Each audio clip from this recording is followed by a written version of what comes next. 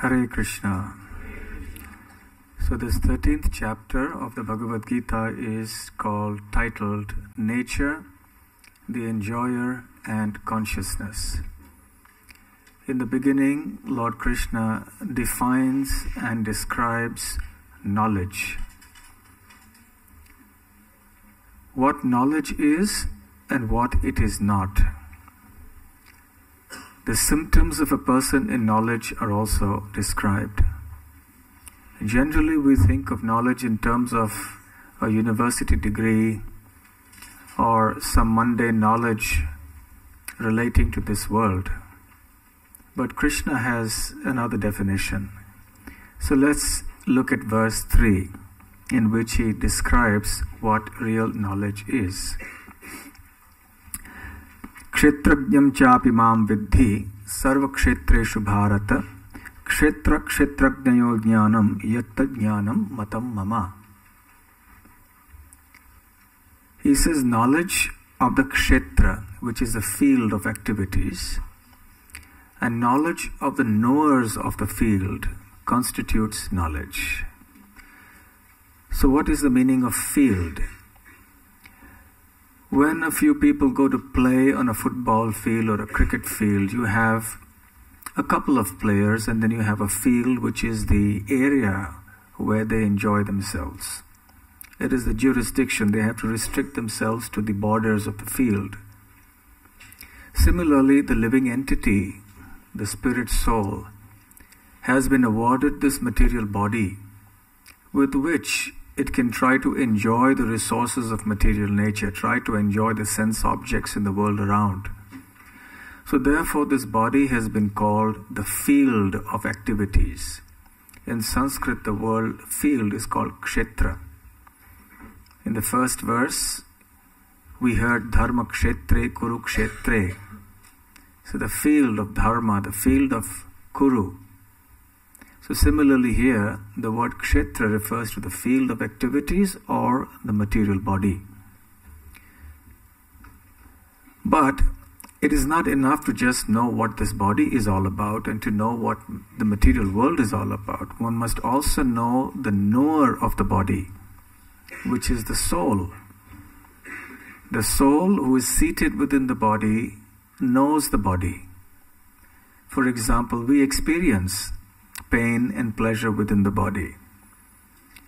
As we are sitting, our back aches or our knees ache, or perhaps our mind wanders here and there. So we are able to perceive these things happening in our body and mind. So we are the knowers of our body.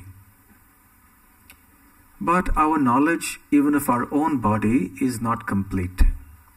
For example, we eat good food. We can understand whether the food is delicious or not. But once we have eaten, then we don't know what happens to it. There's a process. It goes into the stomach and then the intestines, and the digestion takes place. And so many things go on. The body breaks down the food. It gets assimilated into the system and it's transferred into some nutrient. The body absorbs it and becomes strong. So we really don't know how that's going on. So as knowers of the body, our knowledge of even our own body is very, very limited. So we are called kshetrajna. The soul is a knower of the field. But there's another knower, Krishna says in this verse, and that's me, that is Krishna. He says, I am the super knower because I know all the fields. I am present in every single body. You and I, as individual spirit souls, are present in only one body, our body, this body. But Krishna says, as a super knower, he is present in every single body, in all species of life. And he knows every body. And not only that, his knowledge of every single body is complete and perfect, unlike our knowledge of our own body, which is incomplete. So understanding the kshetra, or the body, in other words, matter, understanding the individual spirit soul, who occupies the body and tries to enjoy matter, and the factual Lord and Master of both spirit and matter, that is Krishna. These three subjects constitute real knowledge. Anyone who understands these three topics has real knowledge, and if someone doesn't understand these three, then he or she doesn't have knowledge. Krishna doesn't speak about an Oxford or a Cambridge degree. Not that there's anything wrong with getting a degree in there. Certainly it's nice. But real knowledge is these three. So unfortunately in the world today we have only knowledge of matter, and even that very partially. But we have no knowledge of the individual soul, nor of the super soul who is present in the heart of every living entity.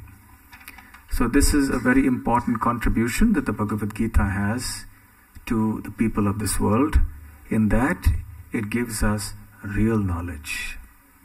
And now we'll move on to chapter 14.